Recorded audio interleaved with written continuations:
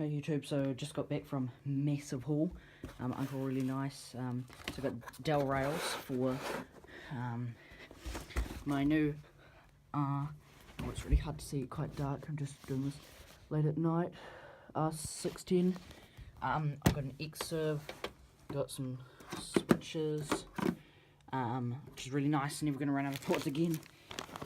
Just power cable, console cables. A 4-port and a 2-port NIC, and then a Cisco ASA something. I also got some 4 Ultra Stars. I got some Disc Stars in there too. So yeah, I'm gonna go to sleep now, but I'll do more tomorrow. It's pretty cool. Big haul. I think the bottom one is 32 gigs, the R16 is 32 gigs of RAM, dual CPUs, the Apple, I don't know what it has, I think dual CPUs, and then obviously 2 Power Connect 5448s, and a couple of these 3 comms. So this is the next day. Early in the morning, I thought I'd just do a more in-depth of what I got. So I have a focus.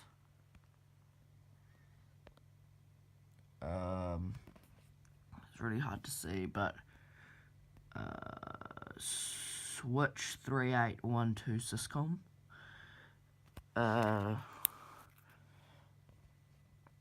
What's this? Trying to find a model number. Oh yep, SuperStack 3 switch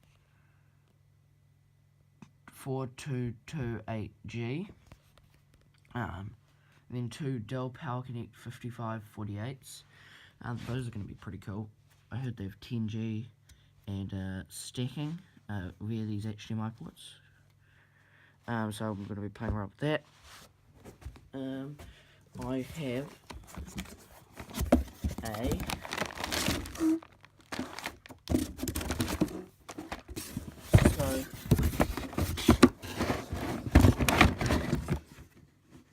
ASA,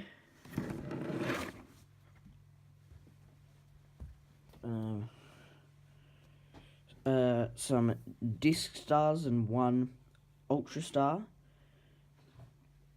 a 4-port NIC and a 2-port NIC, some miscellaneous cables, an Apple X-Serve, don't really know what's in it, and then an R210, I know it's got 32 gigs of RAM, dual CPUs,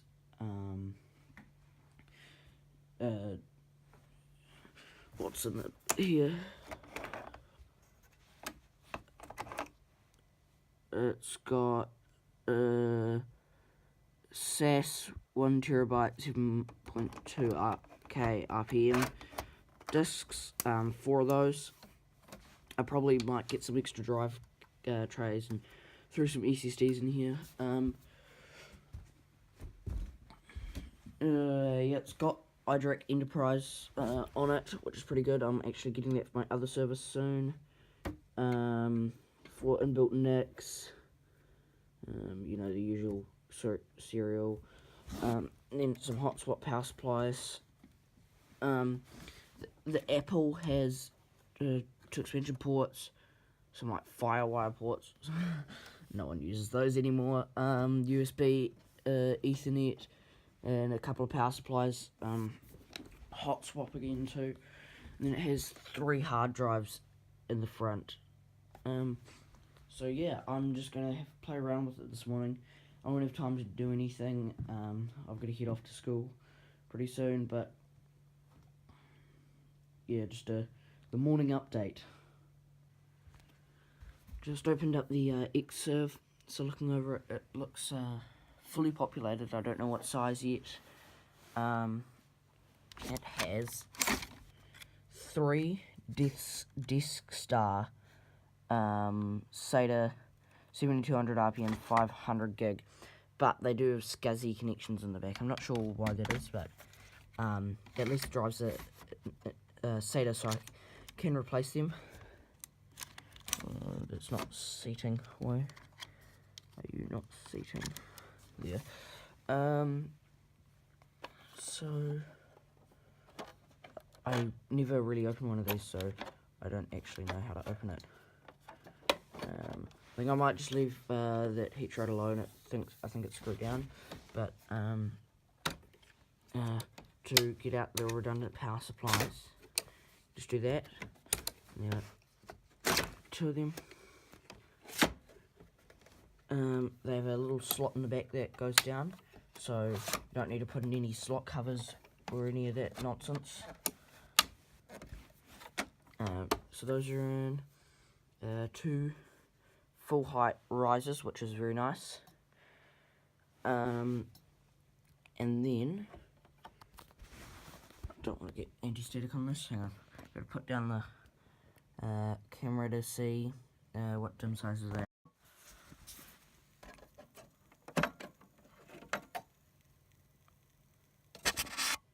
They are 2 gigabytes.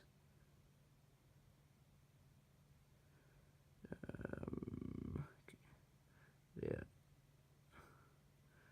2 gigabytes DDR2. And I'll put that back in.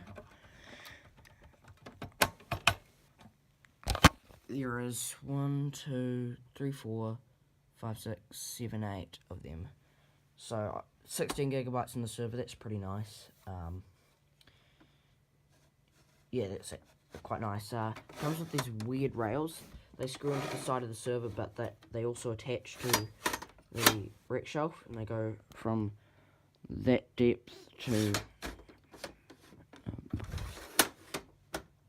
like that depth, just longer than the server. So I don't actually have a proper rack, so I don't know if those fit normal racks or not, or anything like that. But they seem solid enough, even if they are kind of weird. So yeah, I'm not gonna open the 610 now, but it does have dual. Does it say on it? No, I think those ones are 500 watts, dual 500 watt power supplies. Yeah, I don't think I mentioned that before, but everything else I kind of mentioned. Still don't know the CPUs in either of them. I'm gonna give them a quick fire up. Just did the maths too, and I figured I now have 188, I think, switch ports. Yeah, I heard on the 55 48s there is 10 gigabit ports, so I might mess around with that sometime. Just have to get some money for buying eBay cards and decks and stuff, and there's also that HDMI stacking. Definitely going to play with that. I never had stacking on switches before. My stacking on my other two was just an LACP trunk. There's Cisco SA. I believe this is a layer 3 switch. I could be wrong, and I don't know about this. This is just sitting there, so I grabbed it because, you can never have too many switch ports, I guess. Yeah. Just powered it in. Plugged it in, I mean. Got monitor hooked up. It's quite dark over here. I'll see if I can get some light.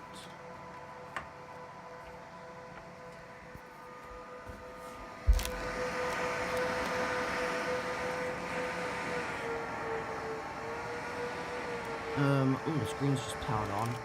I'll try to get behind there. It's in the corner of my room so I can reach to the power cables, but also the my monitor.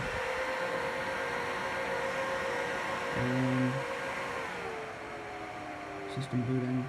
Oh yeah, the Apple I think only has this for this. Oh, you can't see it, but it's some funky display connector. So we'll have to get an adapter for that. A little bit annoying. So I can't fire that up right now. Oh, hello Wood. It's quite funny. Good touch from Dell there. I've never had one of these proper displays before. They've always been like it's just lights on the front of the server. So this is a very exciting server for me. The Apple I like because it's kind of like legacy. Yeah, I'm a bit of an Apple fan. Not for everything, but I like it. Their machines for production, like video editing and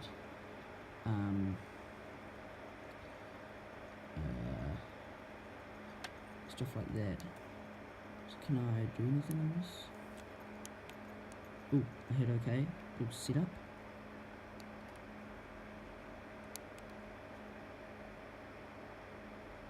Why is that blinking? Ah, I turned on the information now. View. Name, number, power. So this thing, right up with 2 CPUs, I think. 4 terabyte, 7.2K RPM, SES disks, 32 gigs of RAM is drawing that at idle.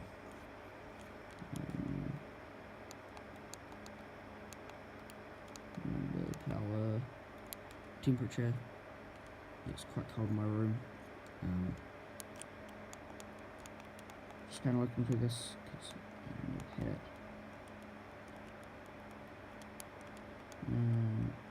Set up.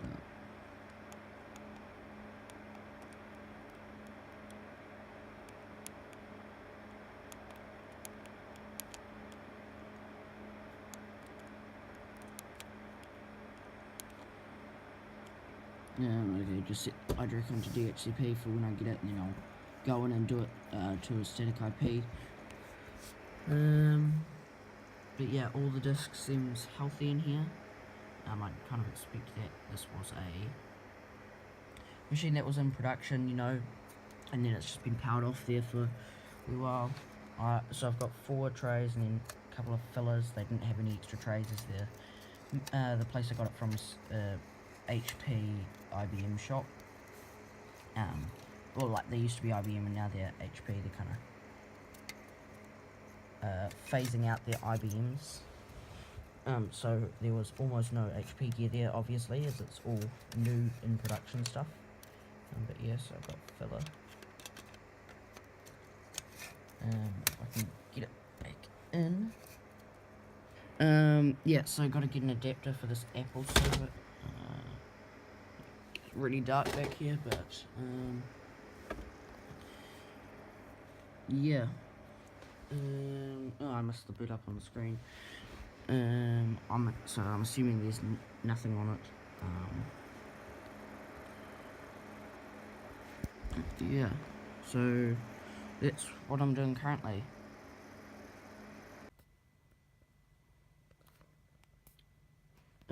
So I'm inside the server.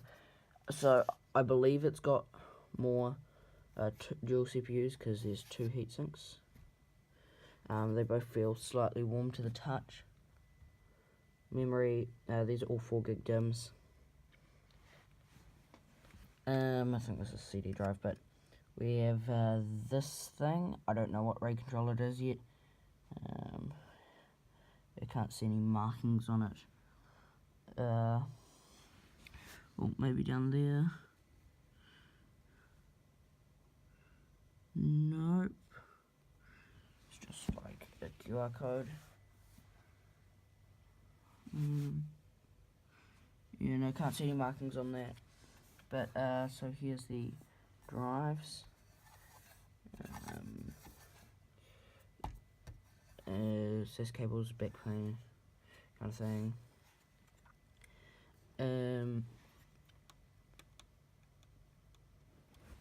Oh, that's interesting. I opened it up because the power button was jammed. But it's just you have to push it very lightly, which is not what my is like on my 210. Yeah. So I guess now's a good point to talk about plans. This will become my main Proxmox host. The R210 is going to become pfSense, because it has a AES-NI crypto support.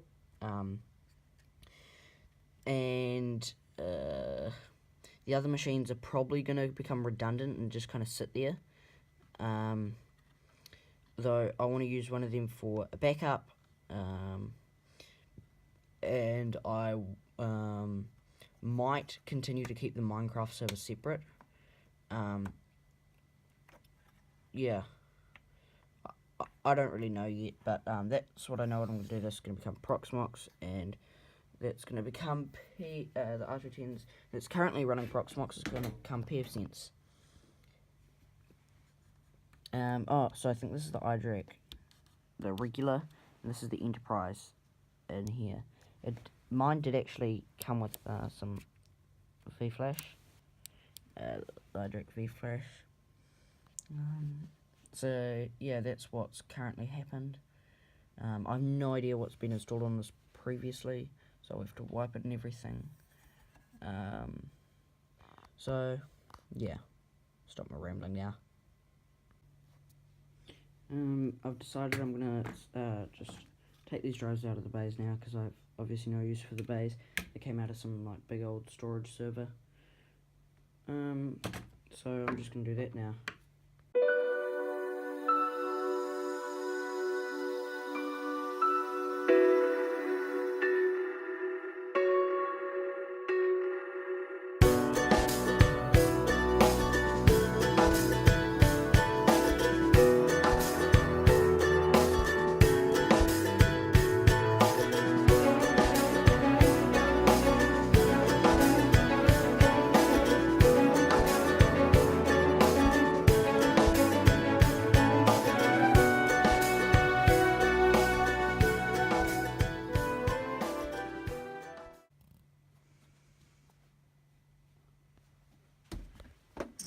So all these screws came out of here.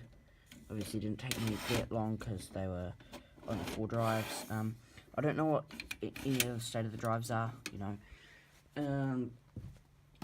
But I have an Ultrastar and 3 disk stars. The Mac also has 3 disk stars in it. But for free, I got this all for free. Pretty good deal.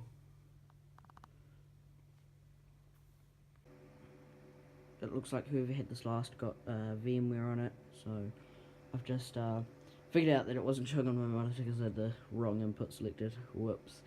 But yeah, so even booting up, this thing's only drawing 170 watts, and it was drawing like 144. That's really good, I think, you know, for the type of caliber the server is.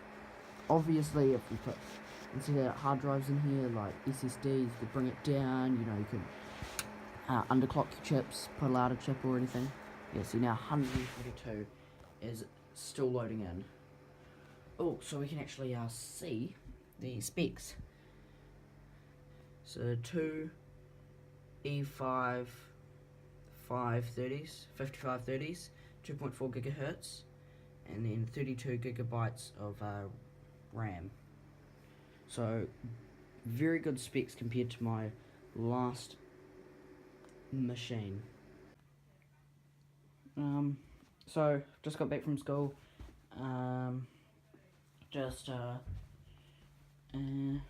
Haven't actually done anything. Yeah. I do have this one Ultrastar, but all the rest are disk stars, as well as in the this which is Apple server, which is interesting. So yeah, what I'm probably gonna do is I have to order a display adapter for this before I can use it. This I can use right away. I might pull. Yeah, I might start testing these drives, and I neglected to mention I also got this CPU. It's still got thermal boost on it. I can get it out. It is a i5 650. Clocked in at 3.2 gigahertz, so hopefully hopefully it works. I don't even know if it works in my desktop, but I think that's first gen. I haven't even read up on it. grabbed it because it was there. I think that's first gen, and my desktop's first gen. I've got to test out those hard drives, and yeah, I've tried to do a little bit reading up on these 3coms, but because they're bought out by HP, documentation and stuff is very hard to find. I'm hoping this top one's a layer 3, because I would very much like a layer 3 switch, because I want to get into VLANs more, and so even with like maybe even with like a trunked uplink from pfSense, running across many VLANs, if you had just 1 gigabit, it would be limited. Yeah, so this server's going to end up with a 4-port NIC. pfSense is going to end up with another 4-port NIC I have in the server, if they both work. Otherwise, this one might not need it. But pfSense is either way going to have a 4-port NIC, and then I have this 2-port I can fit into any other server. So if this works as well, so might go on that, and because that only has 2 ports natively. My R210, which is going to become pfSense, only has 2 ports natively, so that will end up with 6, that will end up with 4, and that will end up with 8. Yeah. So, just started pulling everything apart. Yep. I had to kill the Pi-hole Raspberry Pi, which will most likely corrupt it, because I shut down everything and then realised it was still on in the stack, and my HDMI monitor's in my room, so I didn't want to go back, like pull out the whole HDMI monitor out of my setup, you know, plug it in down here, get a keyboard down here, mouse down here, because these are PS2 keyboard and mouse, just to shut down that. Something can be so easily rebuilt, and that is not essential. Like, I never actually used it. Like I was never going to use it for blocking ads, but I never even used it for my intended purpose, which was to do the domain. Like, I had it set up, and I did it like once or twice, but honestly now, I know the IPs well enough that I don't need it.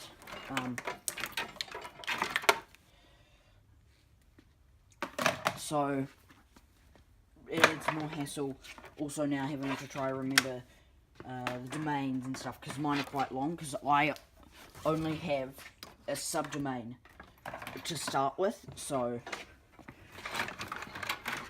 then I have to go like, so my subdomain .int, which is like my internal network, to differentiate it from my obviously external network, and yeah, and then the name, and so obviously it's really long name and becomes hard to remember, which is obviously not great for domain names, and the whole point of them is they're easy to remember. But yeah, so I'm just disassembling everything. This is my phone cable. Only thing's plugged in right now, because this is the power strip. That light and the phone cable. So, yep. That's what I'm doing. So, I've got to get the network card in the back of this. It's low profile right now. I've got to get that to that, which is not so low profile. Yeah, so I've got the bracket over there. I'll take that out and put it on there. Probably not the safest thing to do in a cold garage or whatever, but I don't want to take this all inside, so that's where it's happening. I've got the network card out of this machine. I even had the bracket for it, and I've got it in this machine. It's down there. I can't really show you as my phone's almost out of charge, so it's on the charger right now. But yeah, so that's done. That's going to move into my room. That's going to become a router. This is staying. This is staying. This is staying. I've moved, I think, everything else except that that's going into the room. So that's where I'm currently at. Cables everywhere, kind of. I still need more cables now, ironically. Now that I've got these extra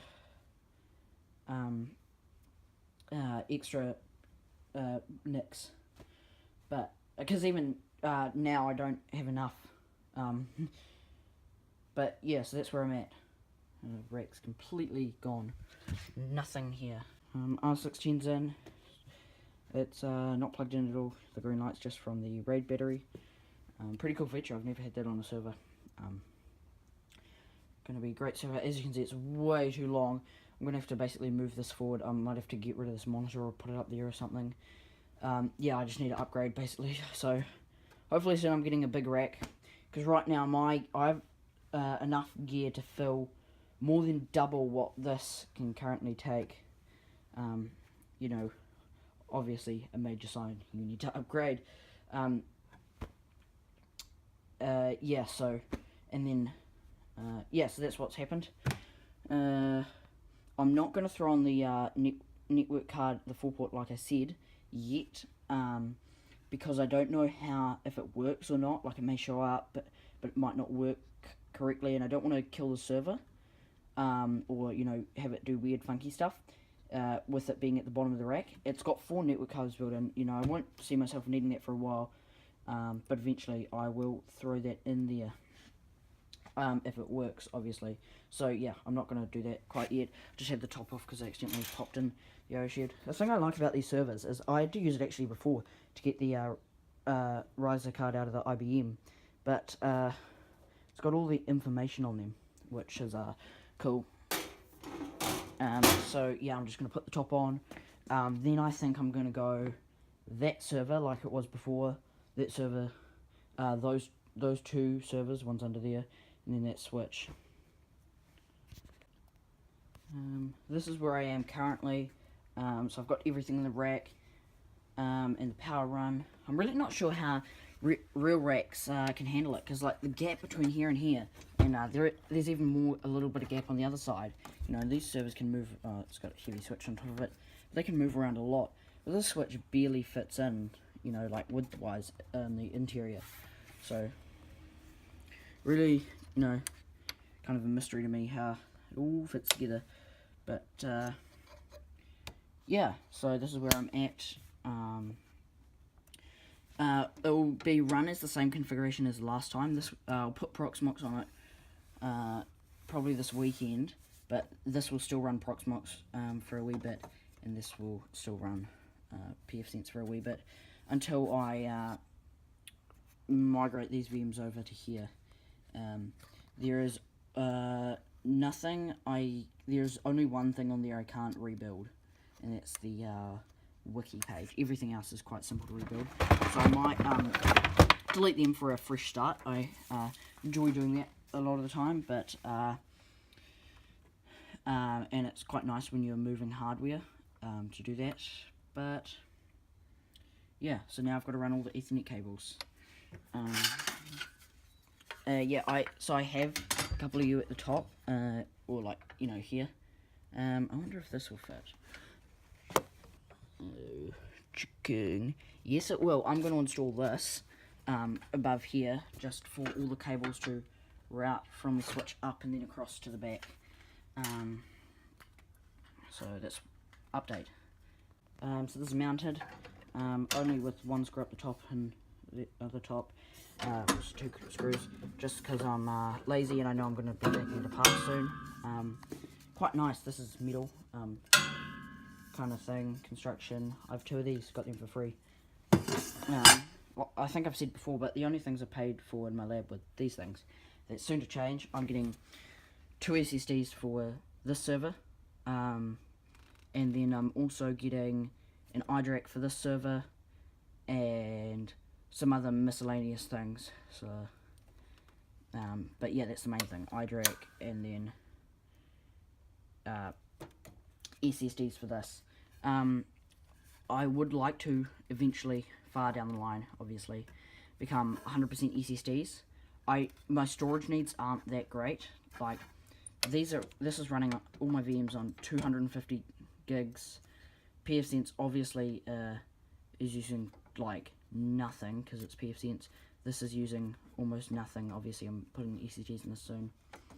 And then I have nothing running on any other servers. So, well, maybe not all SSDs, but all SSDs in the hosts, and then maybe a big storage like kind of 2U, 3U server to keep like bulk storage on, stuff like that. So yeah.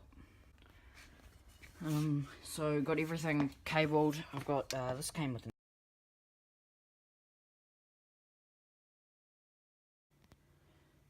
So this is all the stuff that I'm not putting into production yet. Big yet there.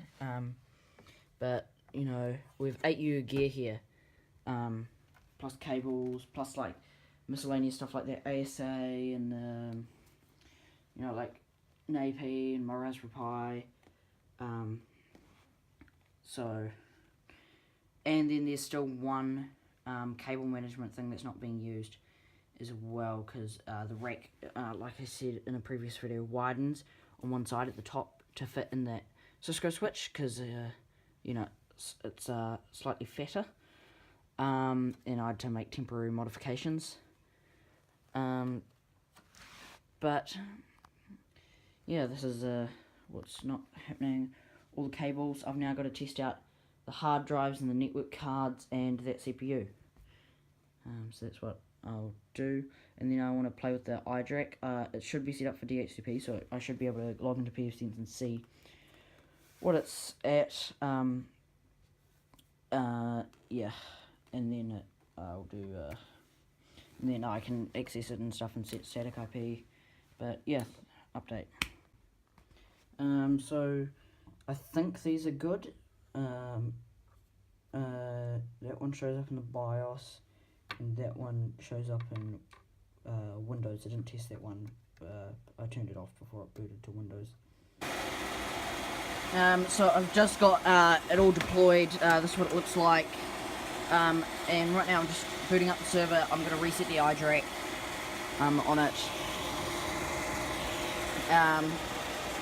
Because obviously someone else had this before me, so I've been told like it's Control-E kind of thing. You can into the iDRAC menu. I really love these Dell servers, how they have the VGA and USB on the front. Like my Supermicros don't. I think they're custom. But even like the IBM I have doesn't. I don't know if the modern IBMs do. I think the modern HPs do, but you know, it's just so handy. Rather than having to reach around the back, I can just, you know, plug in my monitor and keyboard here. But also you can plug it around the back if you've got like a cart around the back. With the bin radius on this Ethernet, I know people are going to complain. They're going to be like, oh, the bin radius is not that great. And yes, I know, it's like, but, you know, this is pretty temporary, and, yeah, I think one of these is supposed to go on the bottom as well, and you're supposed to do, like, the top half that way and the bottom half the other way. So, yeah, that's where I'm at right now. This has just got an orange display because it, ambient temp. Oh, it might be too cold. Oh, damn it, missed it.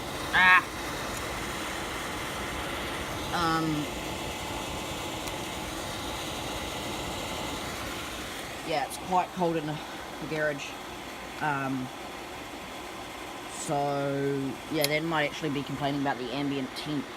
I've never heard a server complaining about it being too cold before. That's first, but, so yeah, that's where I'm at. Yeah. So I got the reset in progress, that's, just happening. The server, yeah, it's actually complaining about being too cold. I've got the power usage on the screen at the moment. It's doing 170 watts. Right now. Oh, it stopped complaining. But I just heard from someone that they have servers in like -10, which is pretty amazing. and they're all fine unless powered off for longer than 15 minutes, in which case the iDRAC can't boot on again. I'm just checking the temperature. Oh, I think it must have turned off because the iDRAC's resetting or something. Maybe, unless it's independent of the iDRAC. I don't really know with this iDRAC. I'm pretty new to this, but hopefully I'll be getting an iDRAC for this soon. Just so I can like virtually manage. I'm going to set up VPN tunnels and it'll be all good to virtually manage everything. So yeah, that's where I'm at. I got to run the update on this to transfer all of my Proxmox stuff. Then I'm going to run the update on this. Oh well, that's out of focus. I'm going to run the update on this because this is still like on like really old BIOS, and I don't know what the newest BIOS for this is, but probably not on it when the iDRAC. So yeah, that's where I'm at. I got to run that, then transfer this, then run that, that, then transfer that. Then these servers are running fans at full right now because it's sitting on the BIOS. I'll tone this down once this one gets toned down, and this gets moved off. This will be pulled out of production. This will still stay in production, so I'll just like tone it down to, you know, power like saving. So escape to exit, and we are all good. Another thing I've just realised, how it said Hello World on there, that's not an actual Dell thing. I thought I'd tell everyone. So, because when I reset it, it changed to something else, like some numbers and stuff, you know. But I'll be doing that again because that's really cool. But yeah, just letting everyone know that's not a Dell like factory thing. So yeah, you'll have to do that yourself.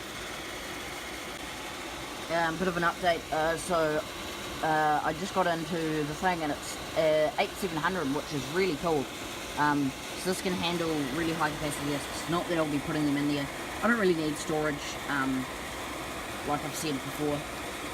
But that's really cool. I've heard that's really good. So yeah.